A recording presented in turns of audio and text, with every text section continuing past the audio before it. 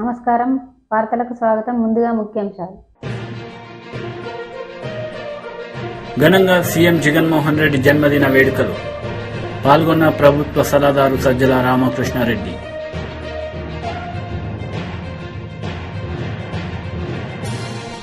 ఆరవ రోజు అసెంబ్లీ సమావేశాలు వాడివేడిగా, ఒకరిపై ఒకరు వాగ్వాదం.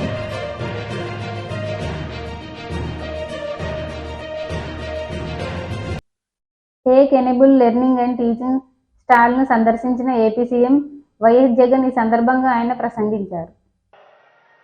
బంగారు భవిష్యత్ కోసం ఒక గొప్ప కార్యక్రమం ఇవాళ ఇక్కడి నుంచి జరుగుతూ ఉంది. ఈ మంచి కార్యక్రమం నా పుట్టినరోజున మీ అందరి ఆశీస్సులు కోరుతూ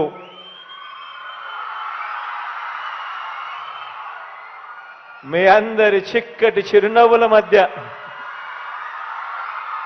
మీ అందరి ప్రేమానురాగాల మధ్య, ఇంతటి ఆప్యాయతల మధ్య జరుపుకోవడం దేవుడు నాకు ఇచ్చిన అదృష్టంగా భావిస్తా ఉన్నా. ఈరోజు ఈ కార్యక్రమానికి ఇక్కడికి వచ్చిన నా చిట్టి తల్లులు,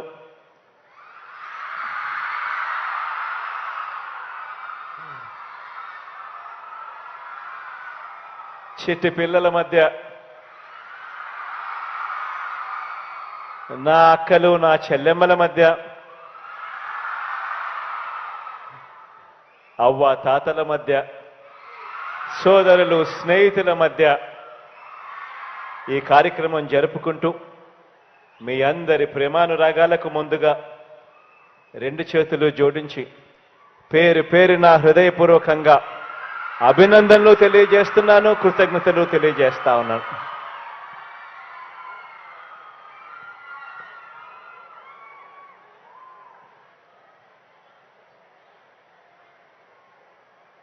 ఈరోజు ఇక్కడ నా ఎదుట ఉన్న ఈ పిల్లలంతా ఇక్కడే కాదు, రాష్ట్రంలో ఉన్న ప్రతి ఇంటా ఉన్న పిల్లలంతా, వీరే మన భవిష్యత్. వీరంతా కూడా మన వెలుగులు. వీరంతా మన తర్వాత కూడా, మనమంతా కూడా వెళ్ళిపోయిన తర్వాత కూడా మన రాష్ట్ర భవిష్యత్తును నిలపే మన భవిష్యత్, మన వారసులు వీరంతా.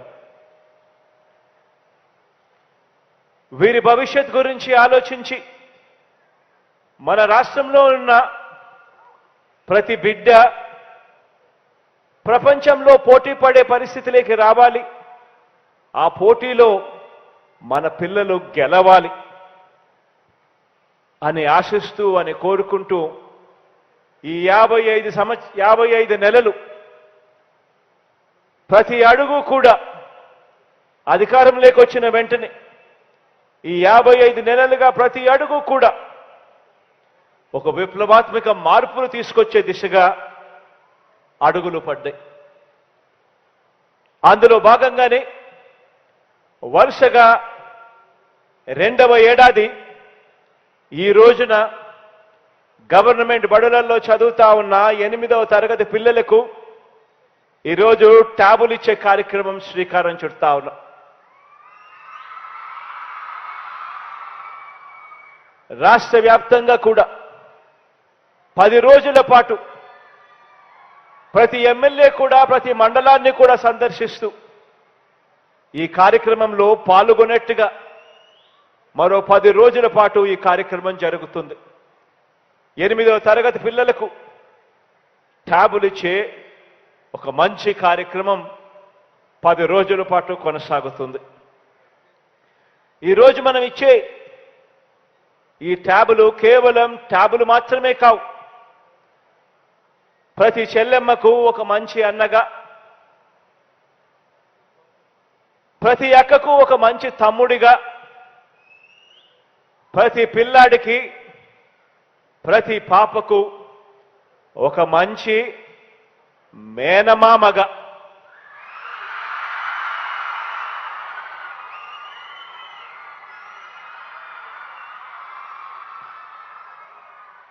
మన పిల్లల మీద, మన పేద కుటుంబాల మీద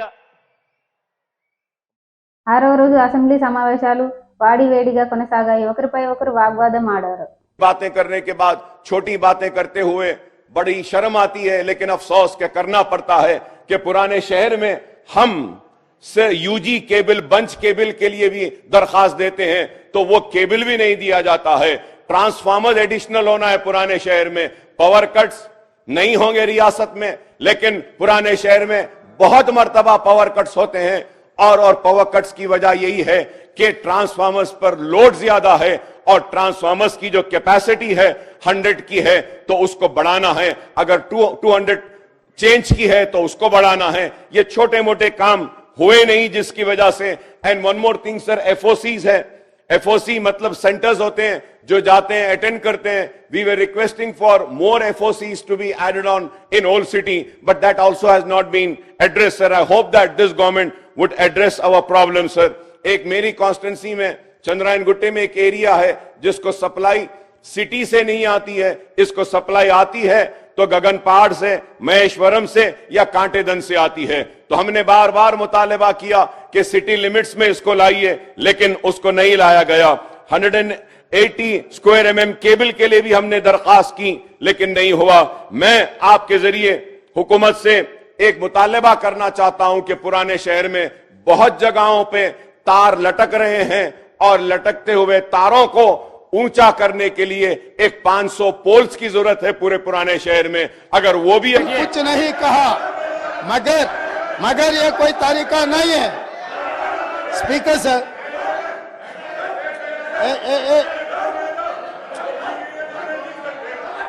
असद साहब, असद साहब,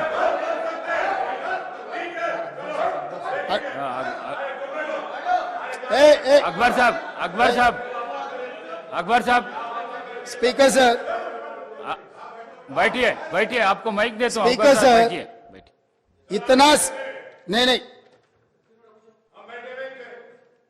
sir, speaker sir,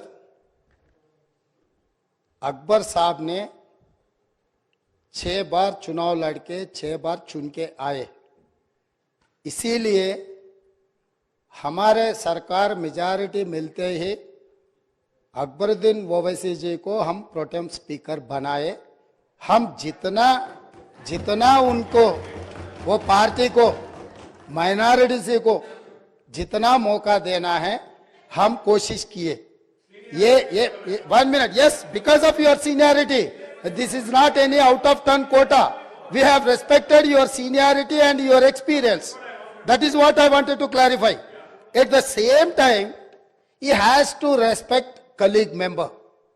He is also, no, seniority doesn't get any extraordinary powers. Seniority or juniority or first time or 10th time member, her member के लिए एक ही तरह के हक होते हैं। आपके अध्यक्ष में जितने भी 119 मेंबर्स है, हर मेंबर के लिए एक ही तरीका का यहां पर मौका मिलना चाहिए, एक्सप्रेस करने के लिए मौका देना चाहिए। अगर कोई नया मेंबर कुछ मुद्दा उठाए तो सीनियर मेंबर सब्र करके उनको जवाब दिए तो ठीक रहेंगे, तब वो कुछ सीखने के भी एक मौका मिलेंगे। क्योंकि ये सभा में 57 न्यू मेंबर्स चुनाव लड़के जीत के आए। जैसा अकबरुद्दीन ओवैसी साहब को लोग चुने, डॉक्टर कवंपल्ली सत्यनारायण को भी लोग चुन के यहां भेजे। किसी को बेइज्जती करने से अपना इज्जत बढ़ता बोल के कोई समझे तो बहुत अफसोस की बात है। ये ऐसा चर्चा यहाँ पर हम लोग सब दोस्त है, कलीग मेंबर्स है, एक को दूसरे अगर हम इज्जत दिए तो ही लोगों के सामने अपना इज्जत बढ़ेंगे, अपना एक्सपीरियंस के लिए भी एक शोभा देंगे। और तीसरी बात, speaker sir, I wanted to सेटरेट द रिकॉर्ड्स। जितने भी मेरे learner friend old city development के बारे में बहुत कुछ कहा, मैं अप्रिशिएट करता हूं, क्योंकि उनका रिकॉर्ड, उनका एक्सपीरियंस ये सभा में रखने के लिए उनको मौका मिले। आप माइक दिए, साहब ने ये मौका को अच्छा उनके डेवलपमेंट के बारे में बोले। मगर मैं एक बात बोलना चाहता हूं स्पीकर सर, ट्रांसमिशन लॉसेस जितना तरक्की किए वो सरकार में था, वो अलायंस पार्टनर है, वो सरकार से अलग नहीं है। बार बार यहीं से केसीआर साहब ने, वहां से हमारे मित्र अकबरुद्दीन ओवैसी साहब ने ये कहा, TRS Janasena PAC chairman Nadendla Manohar media సమావేశం నిర్వహించారు. ఈ సందర్భంగా పలు అంశాలపై ఆయన మాట్లాడారు. 1,33,000 పెన్షన్లు శాంక్షన్ చేసినట్టు, అందులో ఈ అమౌంట్ పేబుల్ ఎప్పుడంటే డిసెంబర్ 1వ తారీఖున 1,896 కోట్ల రూపాయలు. 1,800 కోట్ల రూపాయలు వీళ్ళు వివిధ కార్పొరేషన్ల ద్వారా ఈ పెన్షన్ అమౌంట్ని వాళ్ళ ఖాతాలో వేసేసామని చెప్పారు. అయ్యా మంత్రి గారు, మరి మీరు క్యాబినెట్లో కూర్చున్నప్పుడు మీరు చర్చించింది ఎంత, మీరు ఆమోదించింది ఎంత? 54,69,069 పెన్షన్. ఇది క్యాబినెట్ వీళ్ళు ఆమోదించింది. ఎంత మోసం చూడండి. అంటే ఇక్కడ రెండు చూడాలి, మనం రెండు కోణాల నుంచి చూడాలి ఖచ్చితంగా రాష్ట్ర ప్రజలు. ఒకటేంటంటే, అంటే అర్హత ఉన్న వ్యక్తులకి వీళ్ళు పెన్షన్ ఇవ్వకుండా ఆపేసి ఒక్క నెలలోనే, అంటే జనవరి మాసంలో ఇవ్వాల్సిన 3,000 రూపాయల పెన్షన్ల గురించి ప్రస్తావిస్తూ, నవంబర్లోనేమో మీరు 54 లక్షల పెన్షన్లు ఇచ్చామని చెప్పి మీరు క్యాబినెట్లో ఇచ్చిన నోట్ ఇది. కానీ బయటకు వచ్చి మంత్రి గారు ఏం చెప్పారు? 65,33,000 పెన్షన్లు ఇచ్చామని చెప్పారు. అంటే 10,64,712 మంది అర్హత కలిగిన లబ్ధిదారులకి మీరు మోసం చేసి, దగా చేసి, నెలకి 292 కోట్ల రూపాయలు గుట్కాయి స్వాహా. ఎక్కడ పోతుందో డబ్బు ఎవరికి అర్థం కావడం లేదు. వెల్ఫేర్ కార్పొరేషన్కి మీరు 1,800 కోట్ల రూపాయలు మీరు జమ చేసేసామని చెప్పారు. ఇంత మోసమా? అంటే నెలకి 292 కోట్ల రూపాయలు మీరు మోసం చేస్తే, ఈ ఒక్క క్యాలెండర్ ఇయర్లో, నేను ఫైనాన్షియల్ ఇయర్ కూడా చెప్పడం లేదు, ఈ 2023 సంవత్సరంలో మొత్తం వీళ్ళు చేసిన మోసం 3,513 కోట్ల రూపాయలు, 57,60,000 రూపాయలు. 3,513 crores 57,60,000 రూపీస్ ఈ ఒక్క సంవత్సరంలో. కొత్తగా పెంచిన 3,000 రూపాయల లెక్క తీసుకుంటే రాబోయే రోజుల్లో వీళ్ళేసిన ప్లాను 4,311 కోట్ల 35 లక్షల రూపాయలు, అవి కూడా గుట్కాయి స్వాహా. అంటే ఇంత విచిత్రంగా ప్రజల్ని మోసం చేసే విధంగా, ఏమాత్రం పేద ప్రజలు మన రాజ్యాంగబద్ధంగా ప్రభుత్వం పైన ఇచ్చిన బాధ్యత, ప్రజలకు ఇచ్చిన హక్కు మీరు ఉల్లంఘించడమే కాకుండా దుర్మార్గంగా మీరు ఈ లెక్కలు గారిడి మోసం చేసే విధంగా, నేను నాకు అన్నం చూసారా, గోరంత పని చేసి కొండంత పని చేసి అని చూపించుకునే. బీజేపీ లీడర్ గుడిసె దేవానంద్ ప్రెస్ మీట్ నిర్వహించారు. ఈ సందర్భంగా పలు అంశాలపై ఆయన మాట్లాడారు. స్టేట్ కన్వీనర్ ఆర్టీఏ చూస్తుంటాడు. మరి దీంట్లో భాగంగా ఈరోజు మా జాతీయ అధ్యక్షులు, మా భారతీయ జనతా పార్టీ రాష్ట్ర అధ్యక్షులు ఆదేశాల మేరకు, మేడం దగ్గుపాటి పురంధేశ్వరి ఆదేశాల మేరకు, మరి జనవరి 5వ తారీఖు మాదిగ మహాసభ యొక్క కార్యక్రమం పెద్ద ఎత్తున ఈ యొక్క విజయవాడలో పెడుతున్నాం.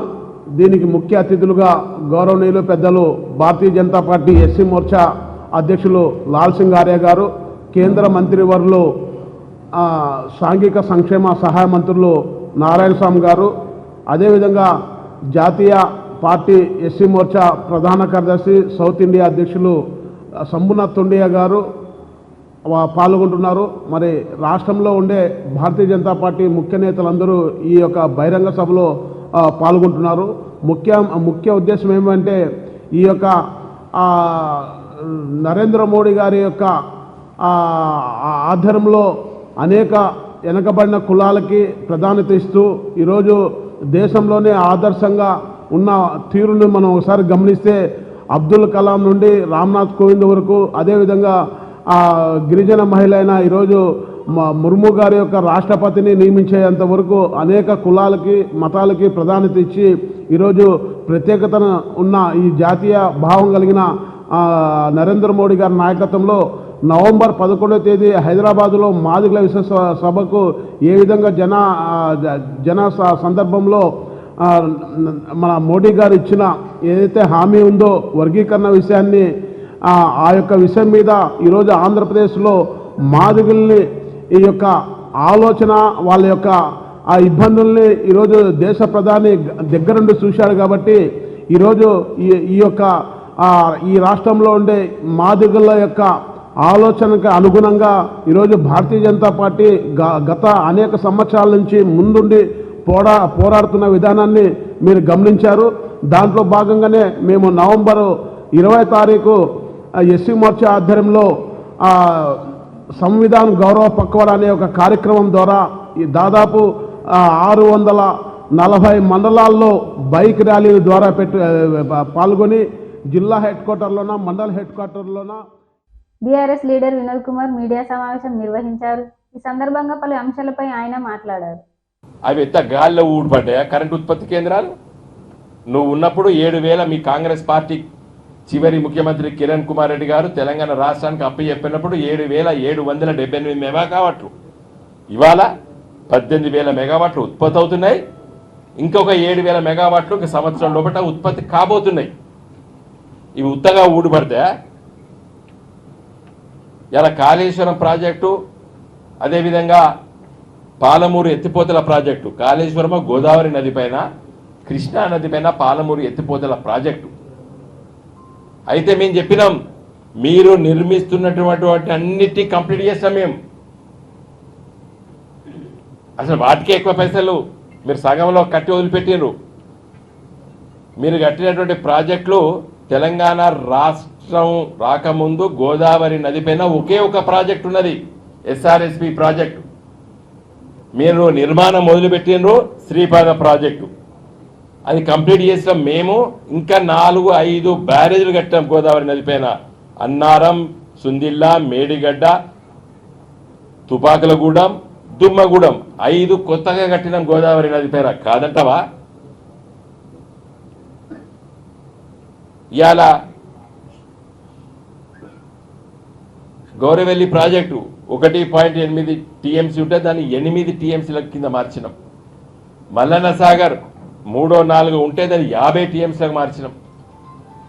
ప్రతి రిజర్వాయర్ మీరు దోషడంతా మీరు మొదలు పెడితే మీరు తాంబాలం అంతా చేసినాం దాన్ని, ఒక్కొక్క రిజర్వాయర్ని. గిన్నె నీళ్ళు ఆపడానికి మీరు ప్రయత్నం చేస్తే మేము గిన్నె నీళ్ళు ఆపడానికి ప్రయత్నం చేసినాం.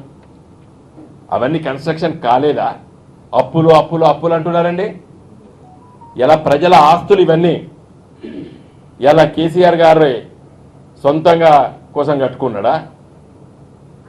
కరెంటు ఉత్పత్తి కేంద్రాలు కేసీఆర్ గారి ఇంటి కోసం ఇలా దామెర్చర్లలో కరెంటు ఉత్పత్తి కేంద్రం కట్టిండా?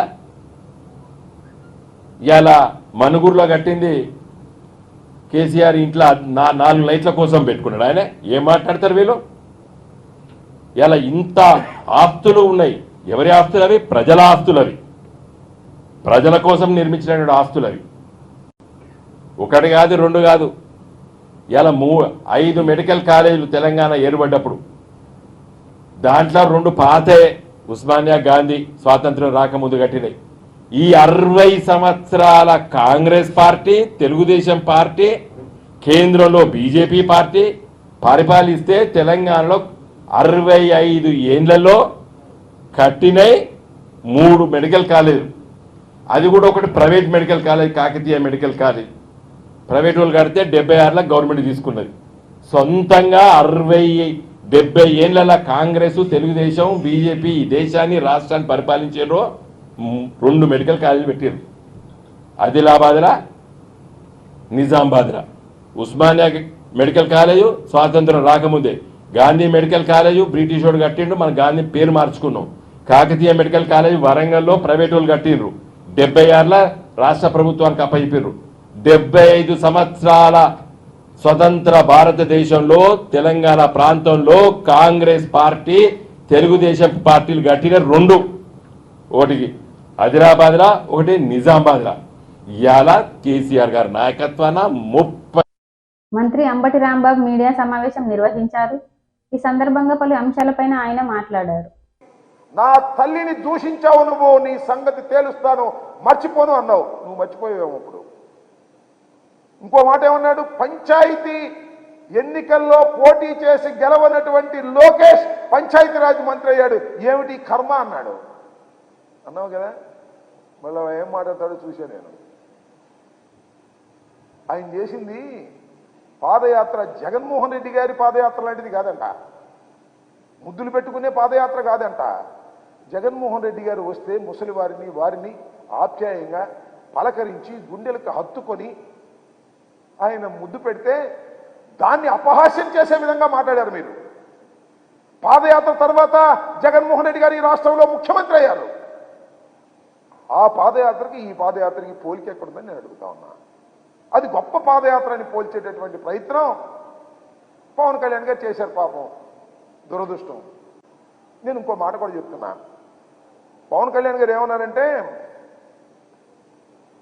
పొత్తు, నేను ఆల్రెడీ బీజేపీతో పొత్తులో ఉన్నాను, గుర్తుందనమాట, సంతోషం. ఆల్రెడీ పొత్తులో ఉన్నాను, నేను తెలుగుదేశంతో పొత్తులోకి వెళ్ళాను, మా ఇద్దరి పొత్తుని ఆశీర్వదించమని మేము అమిత్ షా గారిని అడిగాము అన్నారు. ఏమి లాజిక్ అయ్యేది నాకు అర్థం కాల, ఏమి అన్యాయమయ్యా నాకు ఇది అర్థం కాల, ఏమి నైతికత అయ్యా పవన్ కళ్యాణ్ గారు నాకు అర్థం కాల. అర్థమైతే మీరైనా చెప్పండి. భారతీయ జనతా పార్టీ పొత్తులో ఉన్నాడు, భారతీయ జనతా పార్టీ పొత్తులో ఉండి తెలంగాణలో పోటీ చేసి తుక్కుతుక్కుగా ఓడిపోయాడు. ఇవాళ ఏమంటా అంటే, నేను తెలుగుదేశంలో పొత్తులో పెట్టుకున్నాను, మీరు ఆశీర్వదించమంటున్నాడు. అంటే అసలు పొత్తులో ఉన్నావా లేదా? నీకు అలవాటలే. రాజకీయంగా ఒకరితో పొత్తులో ఉండి మరొకరితో రహస్యంగా సంసారం చేయడం నీకు రాజకీయంగా కాకపోయినా నీకు నిత్య జీవితంలో నీకు అలవాటే. అదే పద్ధతుల్లో ఇవాళ ఇక్కడ బంధం కొట్టుకోకుండా అక్కడికి వెళ్ళి వాళ్ళతో బంధం పెట్టుకొని ఈ బంధం వారిని ఆశీర్వదించమని అడిగేటటువంటి దిగజారుడు రాజకీయాలు చేస్తున్నటువంటి వ్యక్తి ఇవాళ పవన్ కళ్యాణ్ గారని ఈ సందర్భంగా నేను మనవి చేస్తున్నాను. అంతేకాదు, ఆ పవన్ కళ్యాణ్ గారి పక్కన ఉంటాడు కదా నాదెళ్ల మనోహర్ గారు, ఏమన్నాడు చూసారా? ఎప్పుడైతే చంద్రబాబు నాయుడు గారిని అరెస్ట్ చేశారో లోకేష్ బాబుని నాయకుడిని చేయాలని మేము ప్రయత్నం చేస్తున్నాం అన్నాడు. మీ బతుకు చెడ. మీ పార్టీ పుట్టింది లోకేష్ బాబుని బలోపేతం చేయడానికా అని అడుగుతా ఉన్నా. మీరు బలోపేతం కావడానికా, లేక తెలుగుదేశం పార్టీని బలోపేతం చేయడానికా, లేక లోకేష్ని బలోపేతం చేయడానికా నేను అడుగుతా ఉన్నా. ఏమిటి మాటలు నాకు అర్థం కాలేదు. మీది ఒక రాజకీయ పార్టీ, మీ రాజకీయ పార్టీ మరొక రాజకీయ పార్టీలో ఉన్నటువంటి ఒక అసమర్థుడైనటువంటి రాజకీయ నాయకుడిని, తిరస్కరించబడినటువంటి రాజకీయ నాయకుడిని బలోపేతం చేయడానికి ప్రయత్నం చేస్తున్నారని నాదెళ్ల మనోహర్ అంటే తాముగా కూర్చున్నాడు పవన్ కళ్యాణ్ గారు. నాకు అర్థం కాల. ముందు రాకూడదు అనుకున్నా అంట, ఎందుకంటే నేను వస్తే ఆయన బలపడ్డు కాబట్టి ఆయన్నే బలం చేకూర్చే విధంగా మేము రాకూడదు అనుకున్నాం. తర్వాత మళ్ళీ రావాలని నిర్ణయించుకున్నాం. మీరు ఎందుకు రాకూడదని అనుకున్నారో, ఎందుకు తర్వాత రావాలని అనుకున్నారో జనానికి తెలియదు అనుకుంటున్నారా? మీ ప్యాకేజీ డ్రామాలు ఎవరికి తెలియదు అనుకుంటున్నారా? చంద్రబాబు వెళ్ళి ఇంటికి వెళ్ళి బతిలాడి. టీడీపీ నేతల మీడియా సమావేశం నిర్వహించారు. ఈ సందర్భంగా పలు అంశాలపై వారు మాట్లాడారు. సాక్షి కానీ సమాధానం సూటిగా చెప్పగలరా? గత ఏడాది కన్నా ఈ సంవత్సరం 25,379 ట్యాబులు కోత కోసింది నిజం కాదా? గత ఏడాది కన్నా ఈ ఏడాది 25,000 ట్యాబులు ఎందుకు తగ్గించారు? నంబర్ 1. నంబర్ 2, ఓపెన్ మార్కెట్లో ఒక ట్యాబు 11,200కు వస్తూ ఉంటే మీరు ఒక్కో ట్యాబ్ పైన 15,500 ఖర్చు పెట్టి ఈ గడిచిన 2 ఏళ్లలో 470 కోట్లు ట్యాబుల్లో కమిషన్ కొట్టేసింది వాస్తవం కాదా? ఈ ట్యాబుల కార్యక్రమం అంతా కమిషన్ల కోసమే కానీ విద్యార్థుల కోసం అనేది నిజం కాదా? 3వది, నాడు నేడు పేరుతో ప్రభుత్వ పాఠశాలలకి రంగులు వగైరాల పేరుతో ఈ గడిచిన 5 ఏళ్లలో 3,000 కోట్లు విద్యా సంస్థల్లో కొట్టేసింది నిజం కాదా? పాఠశాలల ప్రాంగణాలలో రైతు బజార్లు పెట్టి హైకోర్టు చేత మొట్టికాయలు వేసుకుంది మాట వాస్తవం అనే విషయం అందరం కూడా తెలుసుకోవాల్సినటువంటి అవసరం ఉంది. జగన్మోహన్ రెడ్డి ఈరోజు ట్యాబుల పేరుతో పెద్ద రాజకీయ ప్రసంగాలు చేసి ఈ రాష్ట్రంలో నేను తప్ప విద్యా వ్యవస్థను ఉద్ధరించేవాడు లేడు అని చెప్పేటువంటి సందర్భంలో జగన్మోహన్ రెడ్డి గారిని కొన్ని ప్రశ్నలు అడగదలుచుకున్నాం. నూతన విద్యా విధానం ఏ రాష్ట్రంలో కూడా అమలు చేయటంలే. నువ్వు ఎక్కడ ఎందుకు అమలు చేస్తున్నావో జగన్మోహన్ రెడ్డి గారు స్పష్టంగా చెప్పాలి. అధికారంలోకి రాకముందు 25,000 మంది టీచర్లని రిక్రూట్మెంట్ చేస్తానని డిఎస్ఏ ఏర్పాటు చేస్తానని చెప్పి ఈ రోజుకి ఒక్క పోస్ట్ కూడా చేయకుండా ఇప్పుడే మీ మంత్రి గారే చెప్తా ఉన్నారు, ఏకోపాధ్యాయ పాఠశాలలు 9,000 ఏకోపాధ్యాయ పాఠశాలలు ఈ రాష్ట్రంలో ఉన్నాయి. ఏకోపాధ్యాయ పాఠశాలలు ఉన్నటువంటి సందర్భంలో మల్టీ క్లాస్ టీచింగ్ అనేది చేస్తూ ఒక ఉపాధ్యాయుడు 6 తరగతులను కానీ 6 పాఠాలను కానీ లేదా ఏ విధంగా చేస్తాడనేది ఒకసారి ఆలోచన చేస్తే శూన్యం అనేది శాస్త్రీయంగా కానీ అదేవిధంగా చూస్తున్నటువంటి విధానంలో కానీ తెలుస్తూ ఉన్నటువంటి పరిస్థితి. దాంతోపాటు ఆయన మాట్లాడుతూ ఉన్నాడు, ప్రాథమికోన్నత పాఠశాలల్లో 98 మంది కన్నా తక్కువ ఉంటే నేను సబ్జెక్ట్ టీచర్ని ఇవ్వలేడు. అసలు ఉన్నతకి ఏపీ ముఖ్యమంత్రి జగన్మోహన్ రెడ్డి జన్మదిన వేడుకల్లో ప్రభుత్వ సలహాదారు సజ్జల రామకృష్ణారెడ్డి పాల్గొన్నారు. ఈ సందర్భంగా ఆయన ప్రసంగించారు. వాళ్ళ చేయి పట్టుకొని నడిపించే ప్రభుత్వం, ఉన్న వాళ్ళకైతే ఎవరి జీవితాలు వాళ్ళు జీవించడం, ఎవరి మీద ఆధారపడాల్సిన అవసరం లేని వాళ్ళకైతే ప్రభుత్వము లేదా రాజకీయ జోక్యాలు లేకుండా హాయిగా స్వేచ్ఛగా సాధికారతతో బతకగలిగిన వాతావరణం ఈరోజు రాష్ట్రంలో ఉంది. ఏ పని చేసినా కులాలకు, మతాలకు, ప్రాంతాలకు అతీతంగా తో పాటు రాజకీయాలకు కూడా అతీతంగా అందరికీ సమానంగా అవకాశాలు, వాళ్ళకి ఏం రావాల్సినవి దక్కాల్సినవి అవన్నీ దక్కేట్టు చూడడం, ప్రజాస్వామ్యం స్ఫూర్తి, ప్రజాస్వామ్యంలో ఏదైతే అత్యున్నతమైన ఇది ఉంటుందో అంటే ప్రతిదీ నా హక్కు, ఒకరు నన్ను నియంత్రించలేరు, అలాంటి పాలన అంటే జోక్యం లేకుండా ప్రభుత్వ జోక్యం అనేది లేకుండా స్వేచ్ఛగా బతకగలిగిన అవకాశం ఇది ఈ రాష్ట్రంలో మాత్రమే కనపడుతుంది. దీన్ని కేవలం కొద్దిమందికి ఏదో అవి ఇవ్వడము లేదా 1-2 రంగాలలో ఇంతకుముందు అన్నట్టు విద్యారంగము, వైద్య రంగంలోనూ కొన్ని చేయడము, పనులు చేయడము దానిగా చూడొద్దు. మొత్తంగానే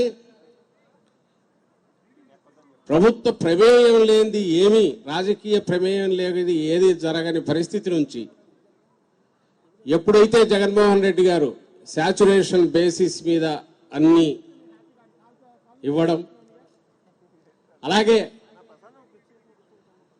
పూర్తి పారదర్శకంగా అందరికీ సమానంగా ఇవ్వడం, అది కూడా మన ఇళ్ల దగ్గరికి తెచ్చి తీసుకురావడం, మధ్యలో ఎవరి జోక్యం లేకుండా చేయడం, ఈ లక్షణాలు ఏవైతే ఉన్నాయో, ఈ గైడ్ లైన్స్ ఏవైతే పెట్టుకొని తనకు తాను పెట్టుకొని ప్రభుత్వానికి పెట్టి మన పార్టీకి పెట్టి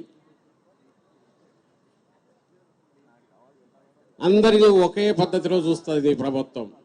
రాజకీయం వేరుగా చేస్తాం, కానీ వీటిని ఆసరా చేసుకుని మేము రాజకీయం చేయము. మనకున్న అధికారాన్ని అడ్డం పెట్టుకుని రాజకీయం చేయము అనే అత్యున్నత మహోన్నత లక్ష్యంతో ఈరోజు ఆయన అడుగులు వేసి ఒక ధీమాగా మళ్ళీ మనలందరినీ ముందుకు నడిపిస్తున్నారు. రేపు 24 ఎన్నికలను ఫేస్ చేస్తున్నాం. ఇది ఎక్కడ కనపడదు, ఏ స్టేట్లో కూడా. వార్తలు ముగించే ముందు ముఖ్యాంశాలు మరోసారి. ఘనంగా సీఎం జగన్మోహన్ రెడ్డి జన్మదిన వేడుకలు. పాల్గొన్న ప్రభుత్వ సలహాదారు సజ్జల రామకృష్ణారెడ్డి.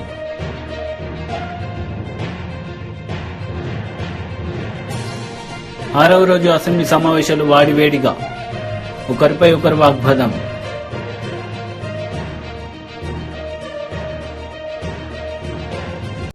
వార్తలు ఇంతటితో సమాప్తం. తిరిగి ప్రసారం అయ్యే వార్తల్లో మళ్ళీ కలుద్దాం. అంతవరకు సెలవు. నమస్తే.